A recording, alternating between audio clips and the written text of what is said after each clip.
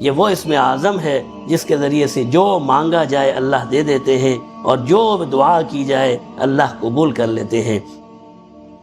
جناب نبی کریم صلی اللہ علیہ وسلم نے فرمایا، اسم اعظم، اللہ کا اسم اعظم ان دو آیات مبارکہ میں پوشیدہ ہے۔ وَإِلَٰهُكُمْ إِلَٰهٌ وَاحِدٌ لَا إِلَٰهَ إِلَّا هُوَ الرَّحْمَٰنُ الرَّحِيمُ، یہ سورہ بقرہ کی آیت ہے۔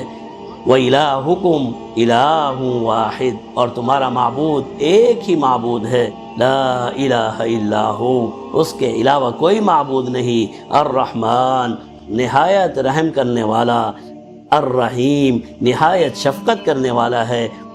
اور دوسری آیت، اللہ لا الہ الا هو الحی القیوم۔ تو دیکھیے ان دونوں آیتوں میں لا الہ الا ہو کے الفاظ مشترکہ ہے۔